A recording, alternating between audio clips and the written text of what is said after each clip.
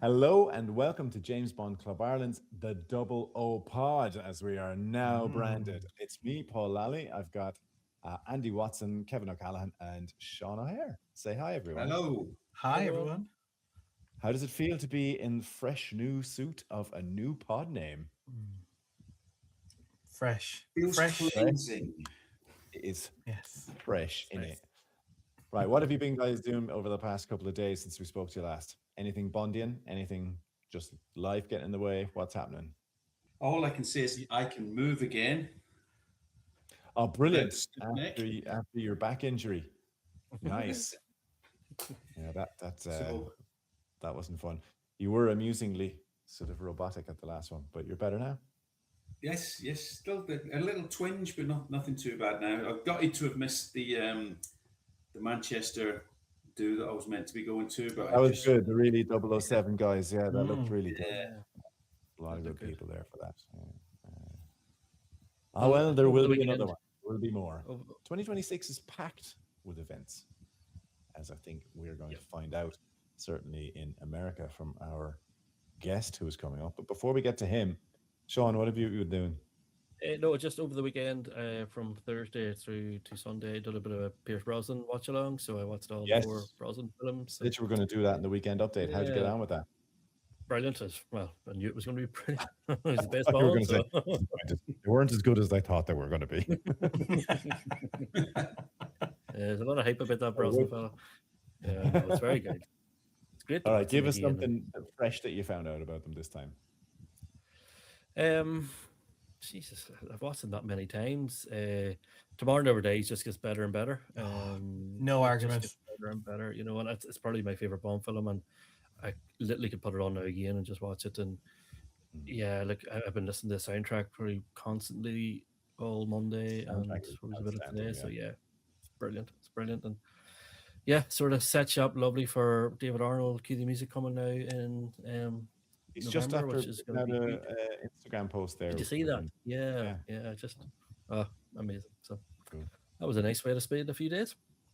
Kev, what have you been doing? Well, I missed you guys last week because I was on a secret mission in Austria, near Berngarten. And thank you for the ticker tape message. I did get it eventually, but I had a few problems getting back. Sorry if we had to interrupt you at an awkward moment. Yeah, it was actually, but look, we get over these things, you know. And you can see that the work you had done was quite effective as well. It was. I mean, do you not see any creases? I mean, I have to say, you were so spot on at the end of last week's episode.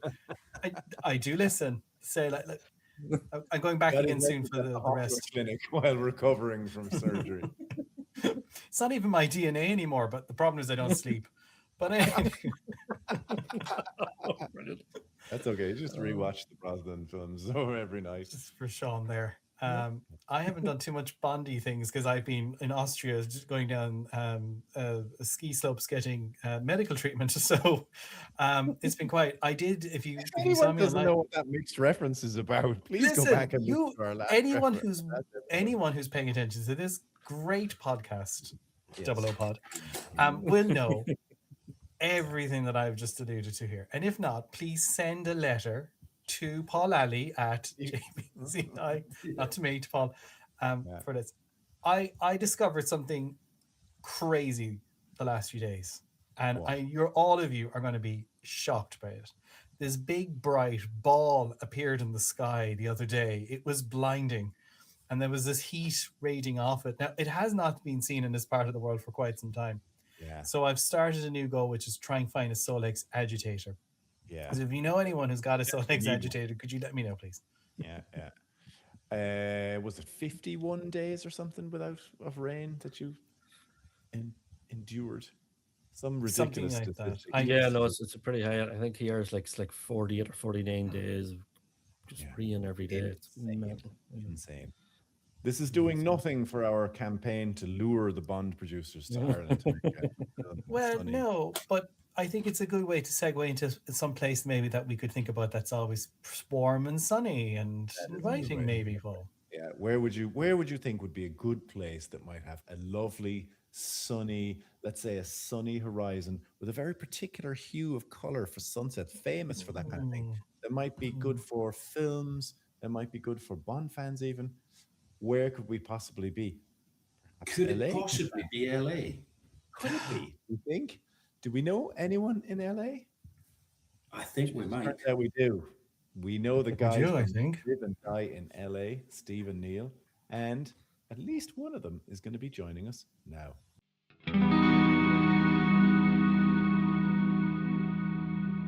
Welcome everyone to James Bond Club Ireland. It's me, Paul Lally. I am with my usual crew, with Andy, with Sean, and Hello. with Kev, and with very Hello. special guest from To Live and Die in LA. It's Neil, minus Steve today. Steve is unable to join us, but we have one half Steve of sent his his name. best.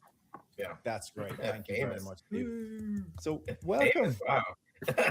Yeah. You guys are setting the bar over appreciate here. that. You know, we're watching your progress with thank enthusiasm, you. with glee, and some jealousy too. I mean, you guys are really doing some great work. Which, honestly, the reason you're on here is so that we can steal your ideas, Neil. So you're not going to. You're more than welcome. They're not. They're everyone's ideas. So Oh, I'm wow. more than happy to talk about. Yeah, thank you. The last time I was on we did Thunderball, I think, and you were in the Bahamas or something, Paul. I don't know. You were on like a beach somewhere. I remember that. That was a fake background on the back of my Okay. Zoom. No, Okay. I wasn't in the Bahamas. I was in the northeast of Spain, close to where That's we have right. family. That's I was okay, on that's right. vacation there, and Yeah. it felt very glamorous doing Yes, the Bond it did. podcasts Yeah. on a Mediterranean coast with a cold beer in front of me. Yeah, that's like the best way. So It yeah. was nice, yeah. Well, thank you though. I really appreciate this. So thanks, guys. So No, it's problem. great. Yeah. Last time we were, when was that? I can't remember. It must have been the it summer. was the end of July. It was the end of July, I think. Yeah. Super. Yeah. I think did we reach the point where we couldn't remember whether we were on your pod or you were on ours? That's right. Yeah, I think that's you were right. on ours actually. Yeah. Yeah. I believe that was it. Yeah. Well, you're on our turf now, Neil, and you're not leaving until Uh-oh. you get a load of questions I'm scared. answered. So, All right. Well, let's just start. I'm all good. for those who weren't there in August, could you give us a little bit of background on yourself and maybe just a little bit about the work that you've done, not just as a Bond fan, or let's say where the Venn diagram of being a fan and a writer crosses over, and all of the stuff that you've done with Ian Fleming biopics, Aston Martin, and so forth. Okay, cool. So just a general background of my professional life and Bond life and stuff like that, or does that work? For Sure, you? go for it. Okay. That works for I work us and our listeners. I work in film and I do graphic design and I write as well. I used to live in New York where I worked on Sesame Street for a while. And I've just done various things in film. That's when I moved to Los Angeles and still continue to do that. I've always had a passion for Bond, obviously. And then I found out about MI6 a long time ago and wrote a lot for their website and for the articles there. I recently just did one again. Jeff Marshall and I are friendly, so I reached out to him, and MI6 was like, yeah, we'd love to speak with him, because they didn't know him, so I did, and that just came out, and that was a great piece. He was really happy with that, and the art that he chose and that they chose looks really phenomenal, so I was very proud of that. That was like my return to MI6 I hadn't been there in a bit, so that was super fun. And I guess so last October or last fall, I had been thinking, I've been watching a lot of some of the things that you guys have done, and David Zaritsky and Joe Darlington, and I think I saw a video that David did at GoldenEye, and it was and he walked through the house. And it was the very first time that I had ever seen the actual house with someone walking in it. I'd seen photos and film, but not like, and this is here and that's there. So I was like, this is really great. And then I started to think, like, is there a club in Los Angeles? And I looked. I figured there wasn't, because I've been here for a bit, and there wasn't. So I was like, well, that'd be a really good idea, but I didn't know how to really start that. And so I looked how you guys began, and I started to put feelers out with people. And Steve, who's not like he's not I'm here now, but I put some ad out online on Reddit, and he wrote me, and he said, I've been trying to think of the same thing. And so, I mean, we're the same age, similar backgrounds, similar interests in movies and TV. So we just had some cocktails one night and hashed out the whole thing, and we instantly bonded. I mean, no pun intended there, but and then we just started to talk for a couple months. Finally, we were just like, well, let's just do something. So we, at a restaurant, we knew some people in the Bond community, and they put the word out. About 9 people came. And we just started to do them each month. A screening happened at the Culver Theater, Goldeneye, that was independent of us. So we just had one of the meetups be at Goldeneye. And Steve, well, we did a collaboration on Instagram with the Culver Theater to promote it. And so I met the manager that night, and we spoke. We kept in touch for a few months, and I kept on him, like, I really think, like a Bond screenings would be great. And he was a Bond fan too. So finally it took about 3 months. Then he wrote me saying, yeah, I think we can do this. And it was still like a couple months of talking more. There was a fear that MGM would say no. And there was all this, like, because the fortunate thing is that the Culver Theater is owned by Amazon. So that's pretty handy. They were a little surprised, I think. So Tom is the manager there. So he had to do a little coordination with them. And then, we started in March of last year. So it's the 1-year mark. And we began with Dr. No, which makes the most sense. And, they started off strong, and they've just gotten stronger and stronger as time has gone on. And the biggest one was Thunderball. That was 250 people. The least attended was Never Say Never Again, but it was still 115 people, and they were still happy with that. And that was Christmas time as well, so I think people were busy at that time. But we make it like a mini convention. That's our goal. So that's kind of the short answer there. That was fantastic. There's a lot to unpack there. A lot. Yeah. I'm certainly going to get to the Amazon piece. Yeah. But actually, before I go through any of it, I meant to ask you the last time, because your surname, right, is McNaley. Is that correct? Yes, it is. Yeah. So, is there any? I'm definitely Irish. Irish ties? Do you know about that? I have to. I mean, I'm Irish and English. Right. I know. I don't. We're from County Cork. I know that. My dad has done a lot of research. Oh, Good yeah. man. Okay. Good man. All right. There you go. That's Tell where us my family hails from. now. Give us a town or give us a location. We'll have you tracked down in about 5 minutes. I have to ask my dad about that, but it's definitely Cork. And when I went to Dublin about 6 years ago, I had the best customs experience of my life, because usually customs is very intense with the passports, and my wife and I were there. And I gave him my passport, and the guy was like, Neil Robert McNaley. He was, welcome home, sir. And then he was like, and it was just like the guy was just saying, where are you going? What are you doing? He was recommending bars to us and like all this stuff. So it was the easiest way to enter a country. So, but yes, I'm definitely Irish. I definitely have a lot of that. My family and I are super psyched for St. Patrick's Day, obviously, and we're all about the culture and all of that. So yeah, that is my last name. So I'm very proud of that. Do join us on our live stream then. But that's nice. I'm glad you had a nice experience coming in. That was great. I had to ask you that. Yeah. But guys, what do you think you're gonna? Because Sean is our guy who sort of manages the relationship with the cinema that we've been working with. Now, cool. It definitely, I'm guessing it helps if you are based in a film town, because the cinema we work with in a university, it's slightly on the edge of Dublin, and we're not pulling in those kinds of numbers, so we're trying to work with ideas to promote and stuff like that and get bigger numbers in, and maybe be more selective with our films. Sean, would you agree with that? Because yeah, it's probably something very interesting, and I know we chatted about it the last time we're on, but I'm always just keen to see what your process is in terms of even just picking the films. And I know the last time you sort of, there might have been much of a process to it, but I noticed this time there's like the films seem to have a theme. Is that just pure coincidence, or are you deliberately picking certain films this time? Because it's something Yeah. that we've debated ourselves in house. Going, we normally do the anniversary films, but should we pick maybe different types of films? So just keen to get your thoughts Sure. on the process that you go through. Well, our next one is For Your Eyes Only, and that is a 45th Yeah. anniversary one. So we're going to do that.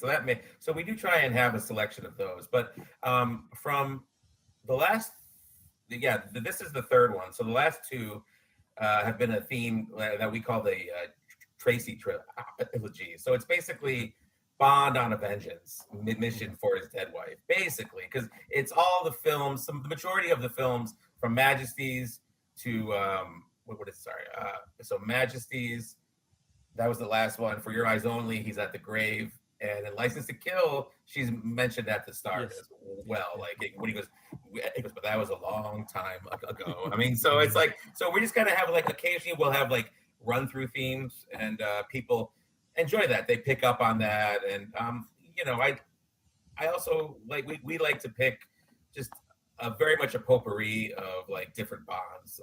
What we are doing is for Casino Royale, the next month will be 2 months afterwards will be Quantum. So for those, because I feel like they're locked in for good or bad. I mean, they're the same. They're a continuation. So we're gonna have that, and it's a mixture of anniversaries, themes, and not picking the usual Bond films. Just kind of picking not off the beaten path, but just not the ones you would expect. Like I'm not gonna want Goldfinger until like the very end, because I mean I love Goldfinger, but I think we've all seen it like a lot. Yeah. And I mean also, but we had Thunderball last year, and I ended up seeing that 5 times. So I mean it's just what the Clover Theater has asked us not to do is front load things, because they're like, we don't want all the good, they're all good, I think, but the best ones right at the start, and then all the lesser ones for like a couple of years after that. So it's a mix. It's just a mix of themes and anniversaries. So I hope that helps. No, it does, Neil. And do you get much feedback from the audience in terms of like after when you meet up or anything, or people suggesting what you should do, or do you sort of have your fully laid, the plans are made for the year and that's it? We sometimes people suggest things. We have next year already planned out. So we we're basically been told we're good to go until the end. So I mean, the goal of the theater is to have the No Time to Die be screened, and then the new Bond film hopefully segue right into that. But yeah, people offer their suggestions, but it also depends on the guests that we have connections with, who we will want to have come speak. So that also helps as well. So big time, yeah. Like it's always great to have a big name coming supporting you and been there. Like that will draw people as well. And not to know all your trade secrets, but do you just approach these people? We do. We want to know all of them. I don't mind telling you. Sorry, what? Sorry. I'm just more, do you approach them? How do you just reach out to them? Is there connections through agents, or what way does it There are some people we know that know people, but agents I go through. I mean, we were talking about this before. Timothy Dalton's people finally wrote me back. I thought that was like the great white whale that I would never get, and I thought, we're not going to get him, but I'm happy someone answered me. He's not going to be in the country, so it wasn't like I don't want to do this. So that's also favorable too. So so you ask their agents. You can go online. There's ways of finding it. Also, we do know people like different people in the Bond world that know people. So that's kind of how we do it. They have to be Los Angeles based for the most part. Raymond Benson happened to be on vacation, so that helped. So that was fun. So it's really nice that he didn't give you a hard no. Yeah, because I think I saw like a podcast recently. 2 guys were talking about how they were fans of House MD, the series with Hugh Laurie, and they had asked they'd been in contact with Hugh Laurie's people to ask if he would attend an event. And they wrote back and said, Hugh has no interest in attending this. What? He does not wish to revisit this, and has no interest in talking to fans. That's cool. And they were like, do you know what? I really appreciated the bluntness of it. It sounded very Dr. House. It was so blunt. So they didn't get to meet him, but they got an extra little slice of that kind of character. But yeah, I mean, it was nice. I mean, it was nice just to. I'd been on him since Living Daylights. They didn't even write back. I don't know if someone got it or not, but it got through this time, and they were back. So that was good. It gives you hope. Maybe another time. I don't know, because he lives in Los Angeles. I do know that. So yeah. I mean, there's always a chance. I know the grocery store he grocery shops at. I've been told by people where he shops. I would never go there, but that's what I'm peeking through a bush. Yeah, right. Yeah, I know, right? Screening. Yeah, no. If you just ask him for an autograph, but actually have a contract, that's just cover the bottom bit, you might get lucky. Yeah. But yeah, if you have some, but it's been really good. I mean, they've all been very nice. Everyone's been very happy to be at these things, and it's been good. I'm very happy with it. Matthew Field is coming as well to the next one, correct? Yeah, Matthew came as an audience member last month or a couple months ago, and he's in town frequently. So he said, well, if you need me to introduce something, I'd love to. And I said, well, we're doing For Your Eyes Only. And then he was like, oh, I'd love to. And Lynn Holly Johnson will be our guest. So it's going to be fun. That's what I wanted to point out as well. That's a big one as well. She's amazing. Yeah. It's great. She doesn't do much of these either. And I had to put real feelers out because I couldn't find her. So I did some research, and she wrote back once I had the contact. She was more than happy, and she wasn't sure at first. So I was talking to her for about 4 months, and then finally she confirmed, and she's really happy. She thanked me for not only showing this film, but all the Bond films. So she's really happy about that. That's lovely. Yeah. Do you find that these, I mean, sometimes I get you always worry that like people who are in the film world like this, constantly get asked for fandom stuff.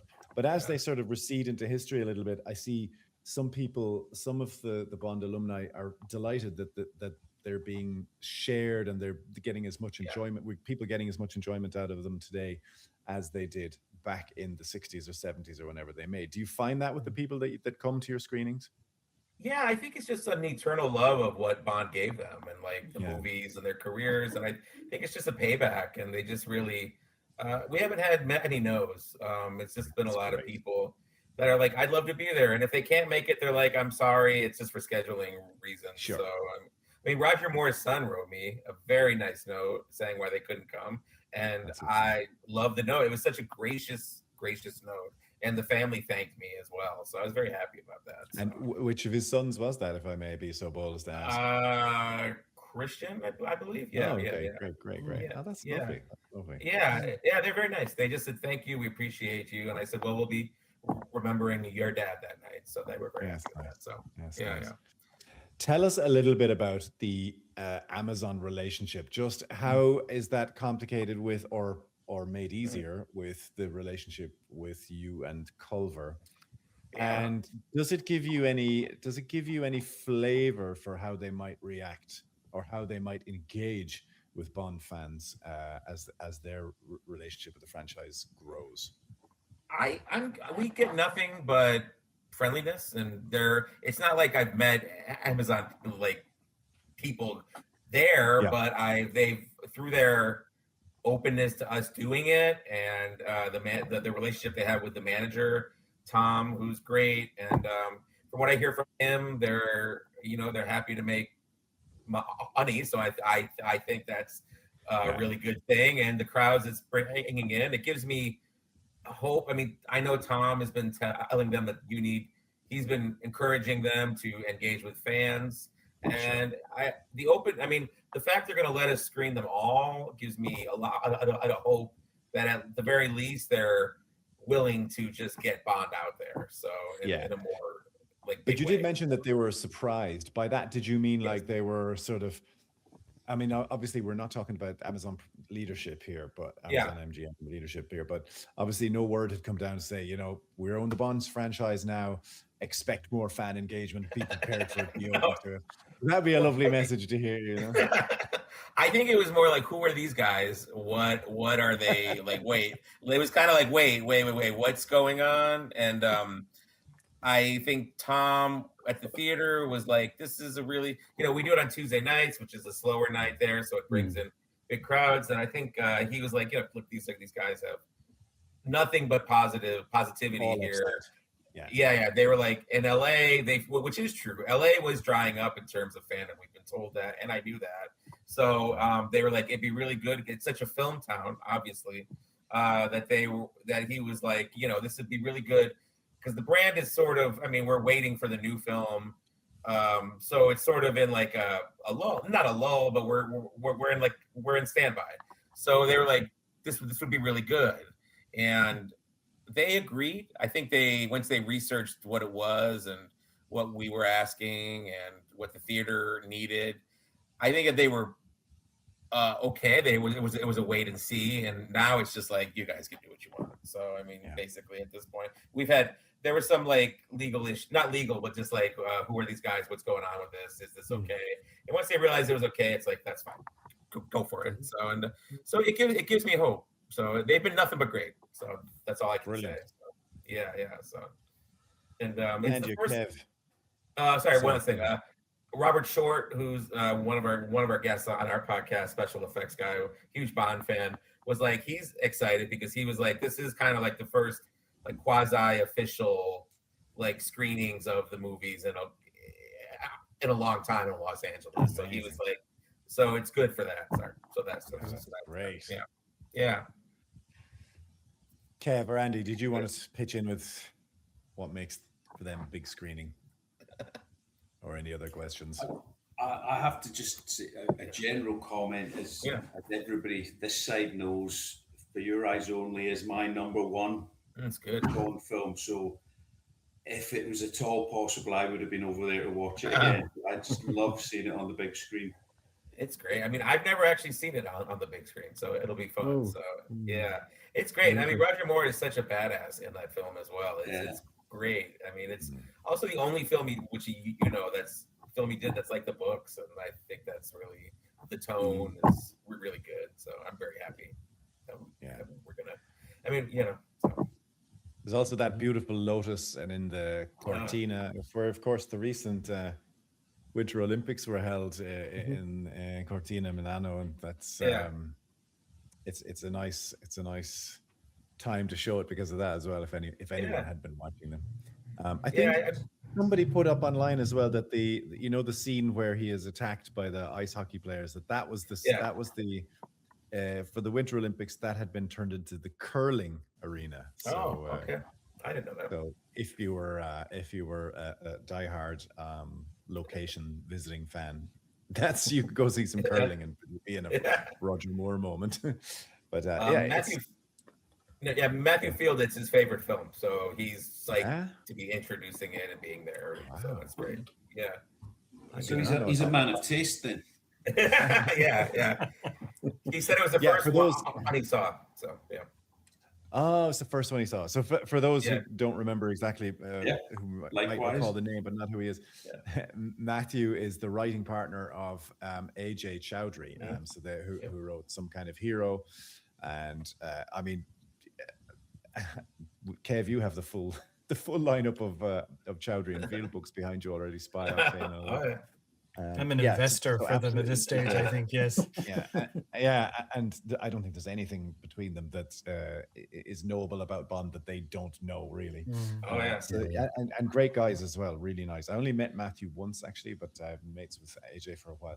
So I know he's a very nice guy. So that'd be great. That'd be really cool to see. What was funny for Majesties was that he didn't want to, because Raymond was the guest, so he just said, can you just put like a email out saying if people want me to sign something, I will. So I think he was like shocked that there are people equally there for Matthew and Raymond Benson. He was like with a coworker, but he was like constantly signing.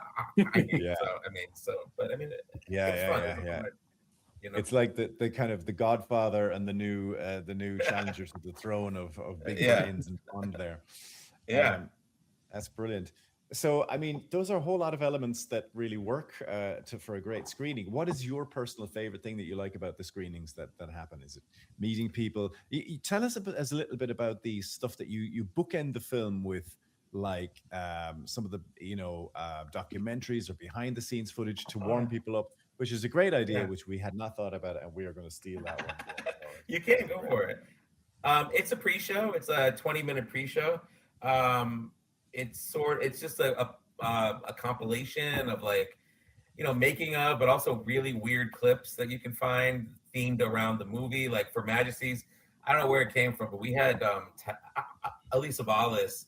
I think it was on Top of the Pops. That's what it was called, right? And he was singing a song while smoking a cigarette, while drinking coffee. And so I found that, and I was like, that has to be in this. This is crazy.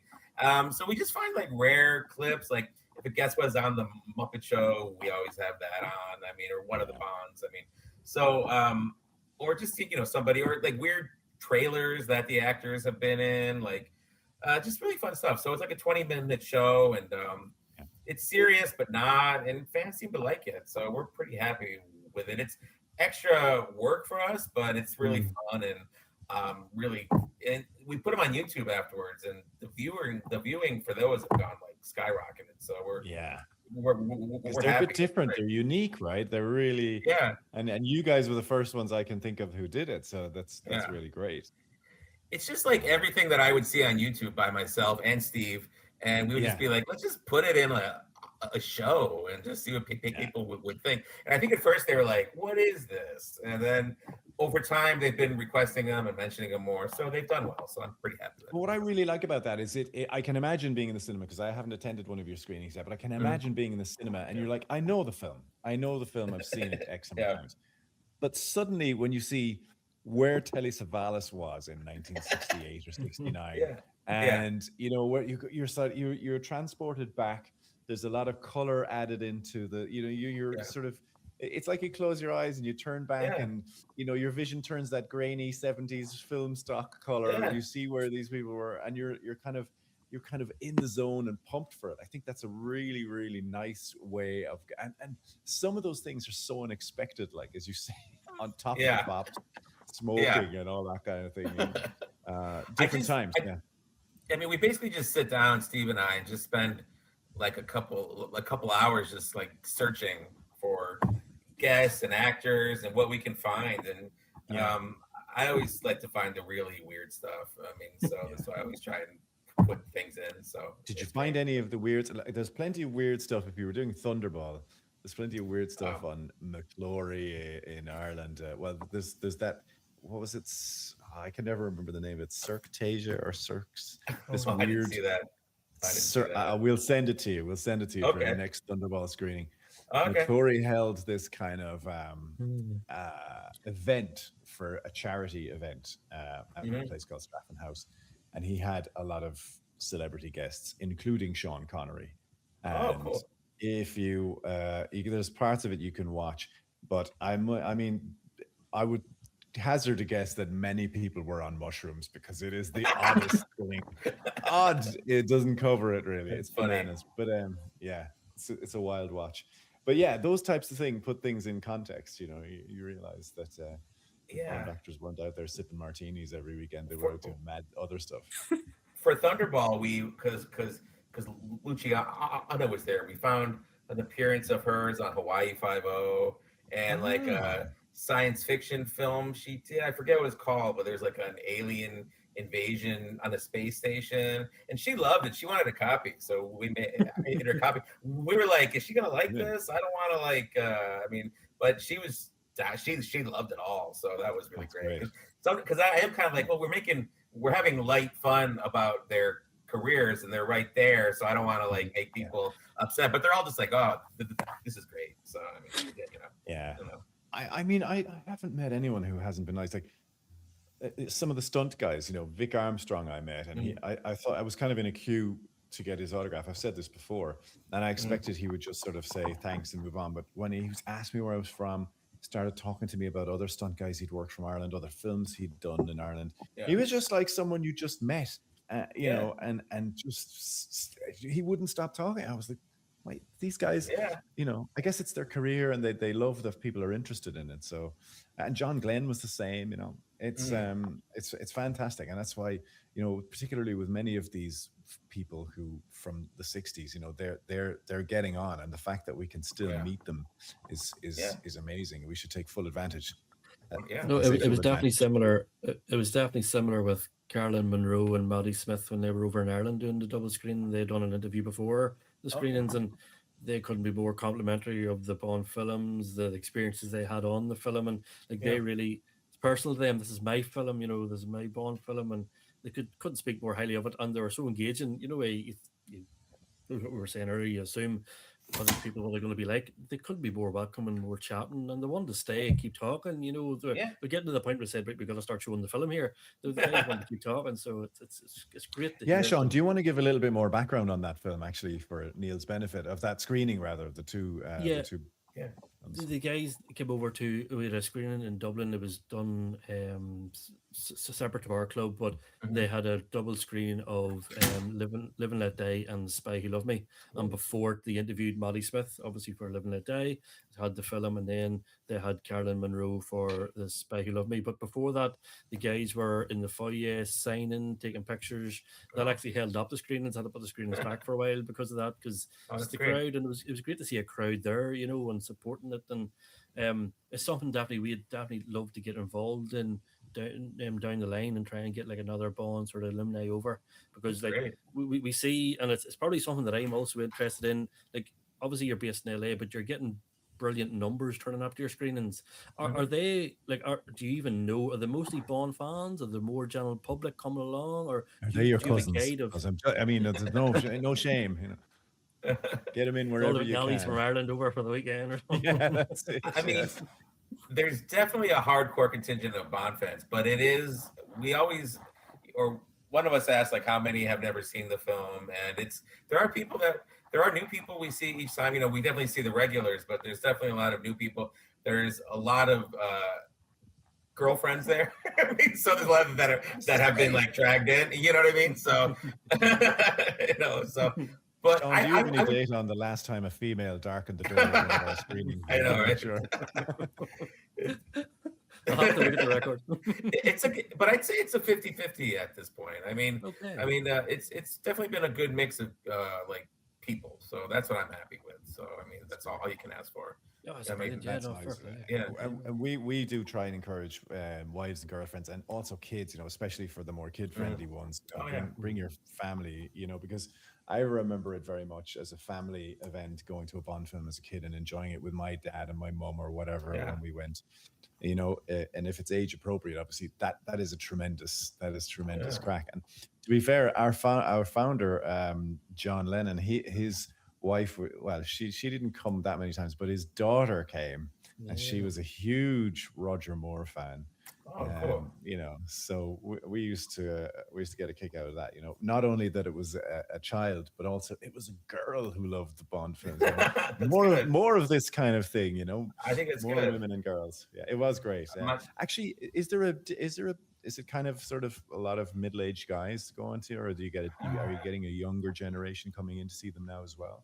There are younger. I mean, there definitely is. I mean, that contingent of like older men as well, but you know, I'd say there I mean, truthfully, there's an uneven mix of like young and older people, like, so that's been really good. I mean, the very first few was definitely the older contingent, but we do tons of promotion on Facebook. Like we have a schedule for promotions. We do things on Instagram, and it's definitely brought in a lot of people, so I'm very happy with that, because for it to continue, we need younger people, and they refer to us, like Steve and I, as kids, but I'm not a kid, so I don't know. I mean, I'm 48, so you know, that's nice. I guess I'm on the younger side.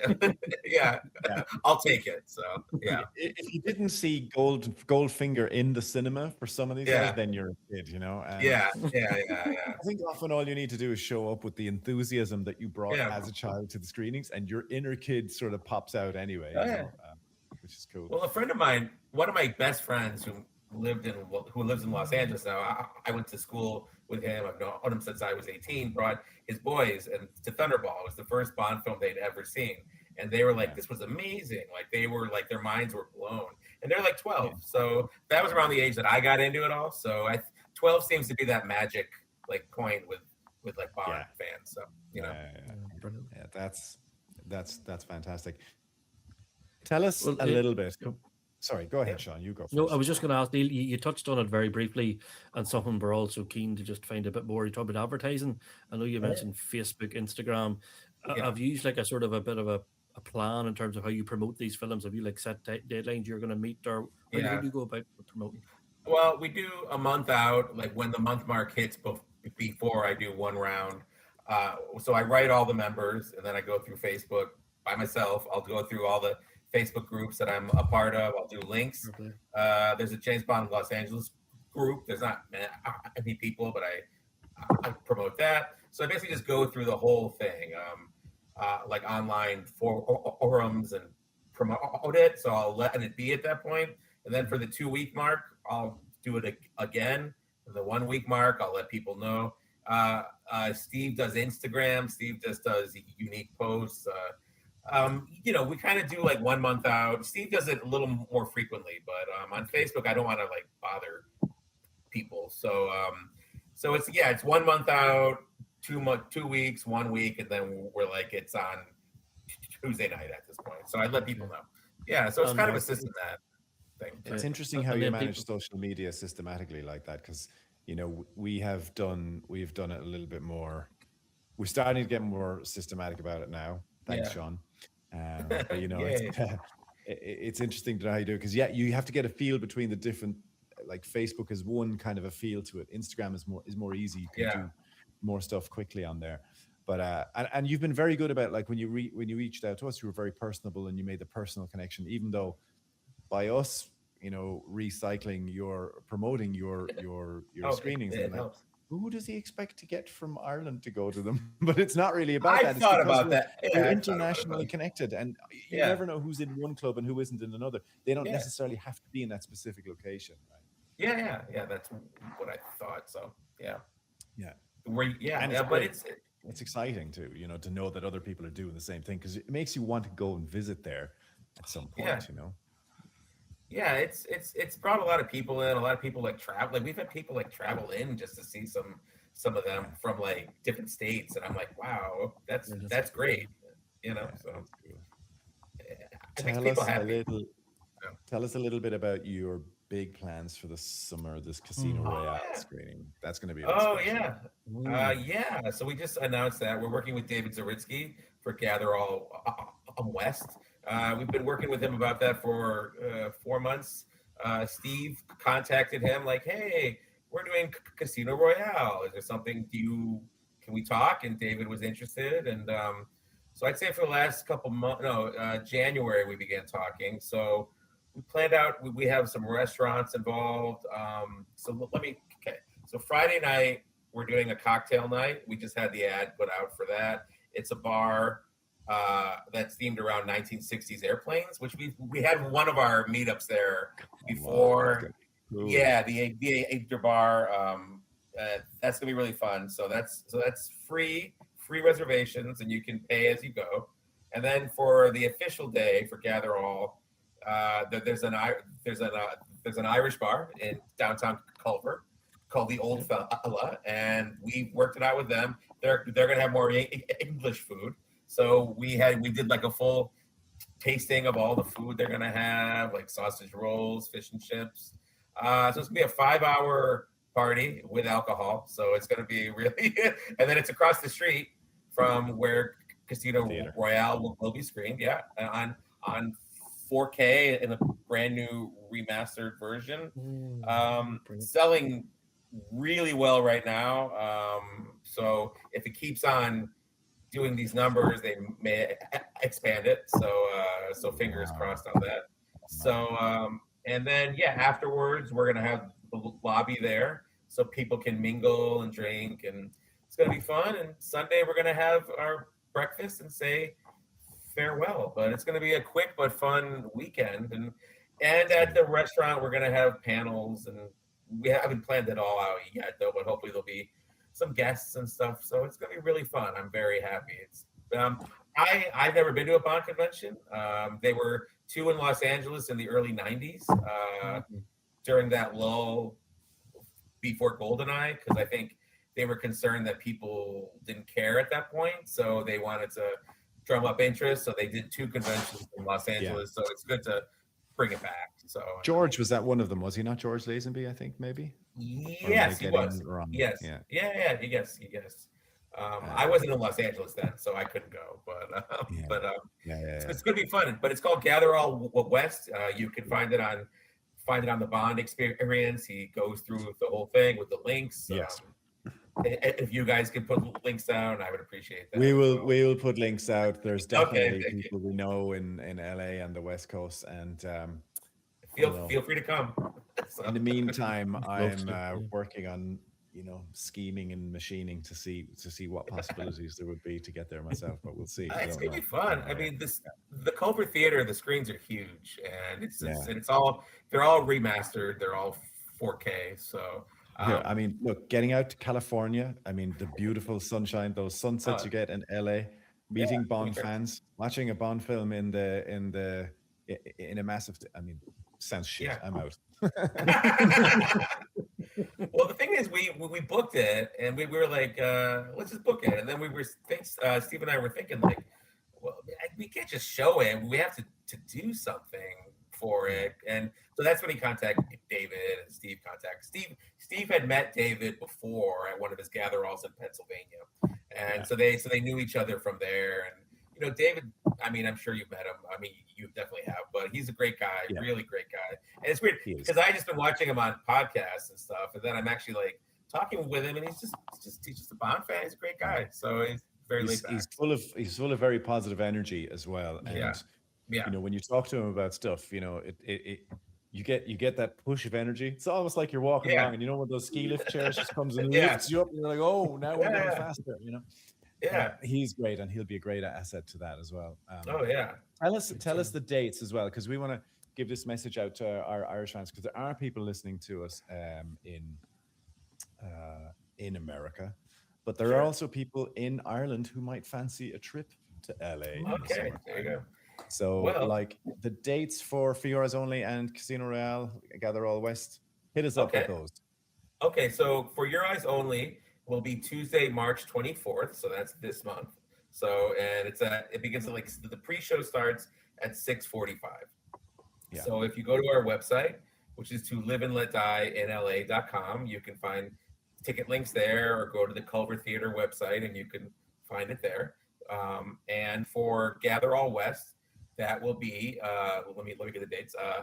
Friday, July 24th through Sunday, July 26th. Casino Royale will be the 25th at 7 p.m. So, we're getting the kinks out from that, but that'll be it. And Gather All, the party will be at the Old Fella Irish Restaurant in Culver from 12 to 5. So there'll be a little break in between for people to get dressed up and shave or do what they have to do, and then they'll go and see the film. It's gonna be great. Let's be clear. You're not getting dressed up to go to the Irish pub. You're going dressed up after that, right? I'll get dressed up. Well, right. Dress my dinner jacket to go to the Old Fella pub. But it's a very nice pub. We're happy, and they're gonna have us. We're renting the whole restaurant, so it's gonna be for the whole thing. So, and they're gonna.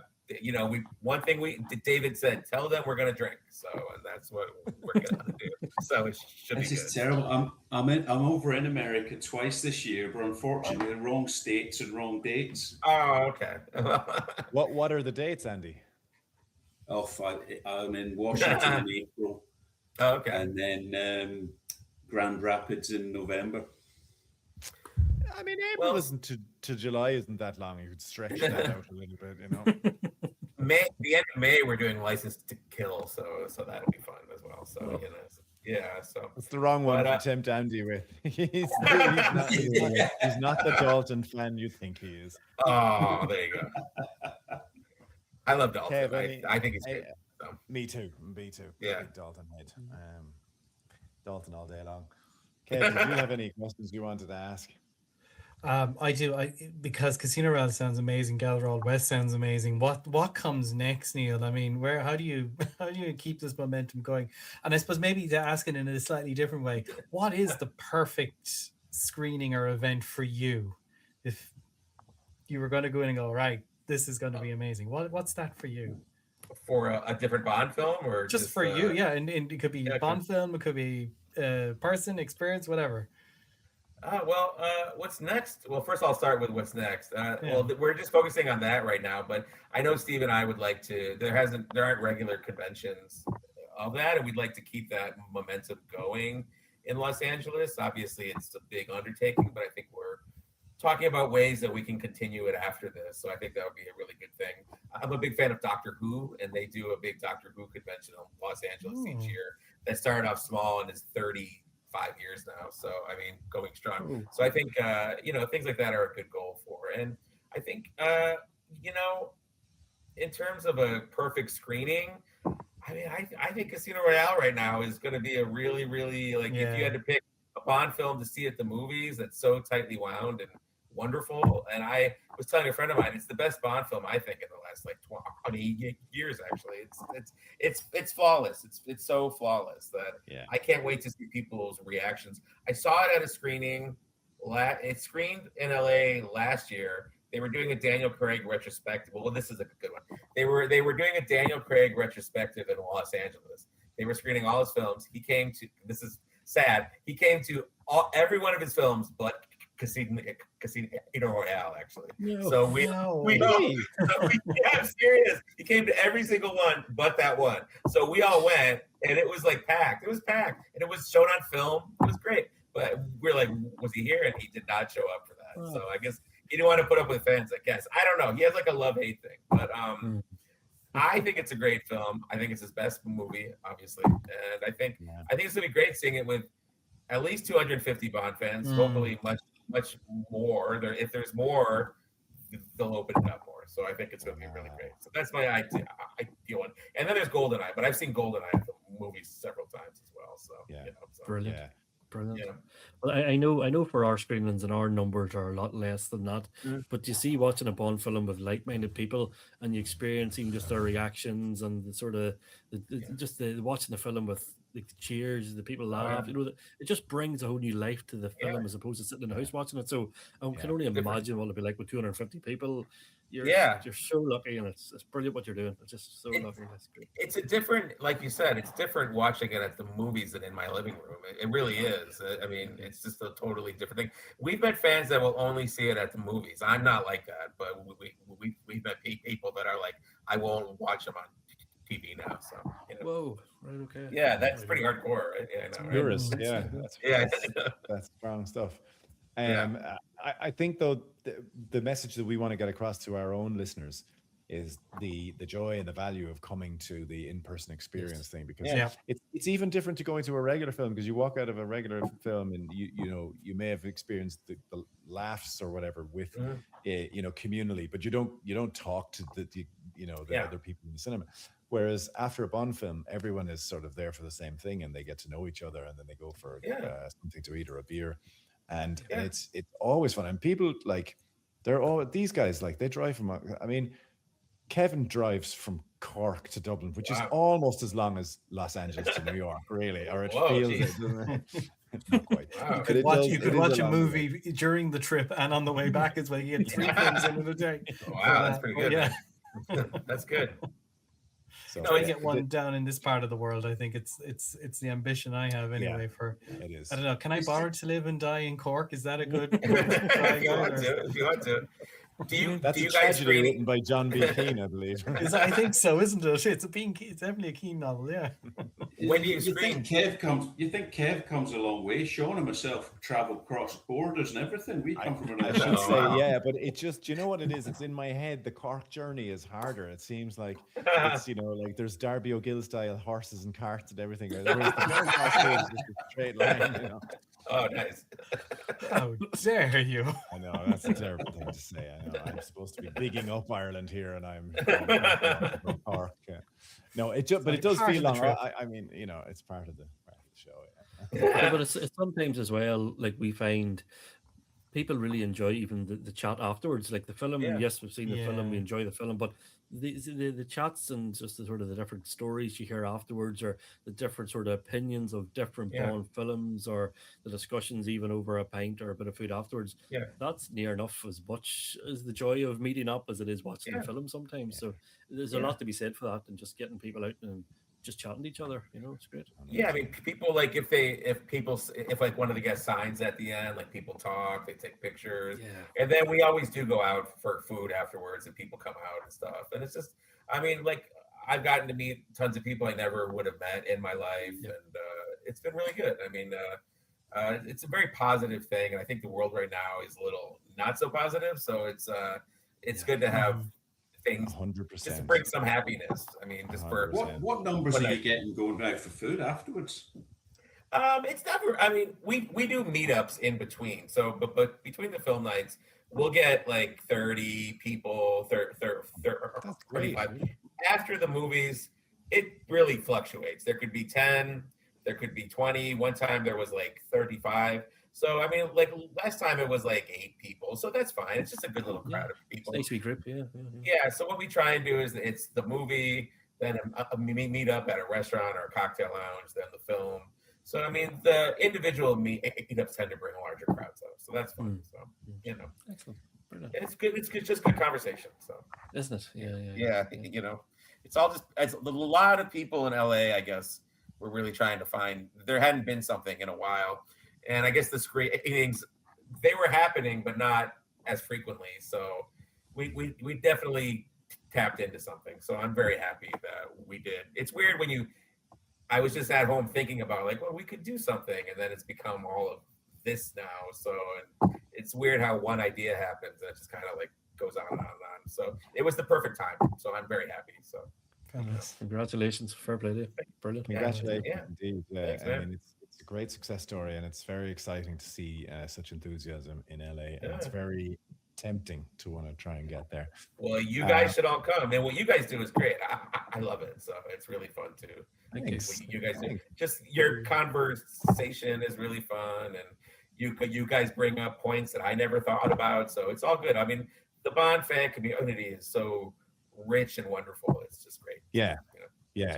And I mean, I know we're talking about the same stuff over and over again, but there's always something new, something to find out. Like Sean's got something good he's working on that's going to be coming up, that's going to be new and interesting as well. We've got, you know, it's always fun. And if we've nothing new to add, then we'll just have a chat and have fun anyway. Right. Yeah, I know, right? I gotta ask you one more question before you go, because my inner kid is dying to know about working on Sesame Street. What was that like? You stole my question there, laddie. Sorry, Andy. Sorry. This was so I interned at the Jim Henson Company back in college, and then I worked in film, and then I'd been getting into puppetry at the time. So I went to, this is many years ago, but I went to a puppetry conference and met one of the puppeteers there and went on set. And I ended up working there for about 4 years. It was a freelance job. It's great. I mean, I worked on many shows of Sesame. I mean, it's definitely a dream come true. You know, Jim Henson is one of my big influences. And, you know, you definitely see behind the scenes in a way you probably aren't familiar with. But again, it's just a wonderful company that does wonderful work for people. And you know, a lot of like the Bond stuff, a lot of my dreams have come true, and with the Muppets, tons of my childhood dreams have come true. It's funny because my son watches Sesame Street, and it's just like full circle, and he's into the Muppets, and just like a never-ending cycle, similar to Bond. It's just wonderful. So, you know, it is amazing. So, even the words give you the word Sesame Street. Just if you've watched, of course, give you a warm buzz. You know, it's lovely. It feels like a real street when you walk on there. I mean, it's a set, obviously, but you walk on there, and the sign's there, and Oscar's trash can is there. There's Mr. Hooper's store. I mean, there's a lot of like. It feels like you're there. I mean, so it's really fun. So. And who hasn't got the theme tune running through their head? Oh, I know, right? Yeah, right. It's great. I mean, the great the thing is, like, the Muppets. Sorry, not to go on a Muppets tangent, but Do it. the Muppets began in '55, and Bond began right around that. Yeah, Muppets. Yeah, Jim Henson made Kermit in 1955 for a local TV show. He had his mom's old coat actually that he cut up, and he took 2 ping pong ball eyes, and that was Kermit. And so Bond and the Muppets are right around that same time, and they've been around for just as long. So I did not know the history of that. That's incredible, and he made it out of his. Yeah. I mean, the imagination and the creativity, but also the simplicity of it is something beautiful. Yeah.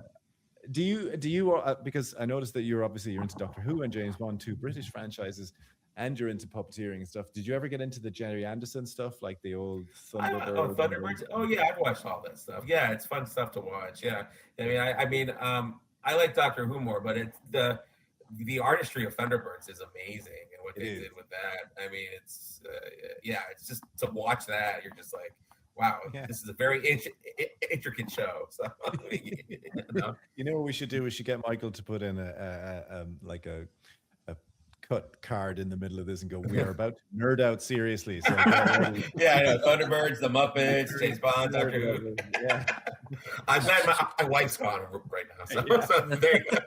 She's very patient, so there we go. So.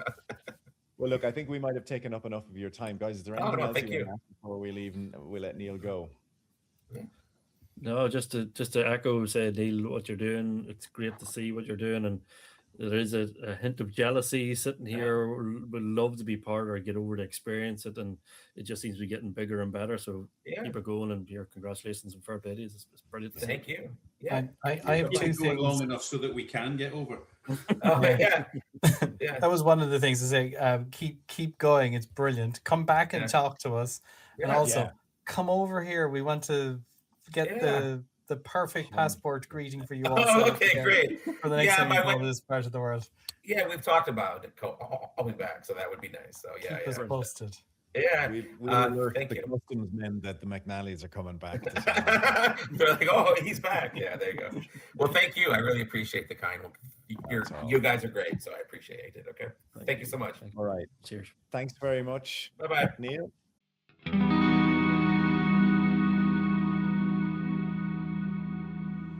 Oh man, that was pretty amazing. Very exciting to talk to someone.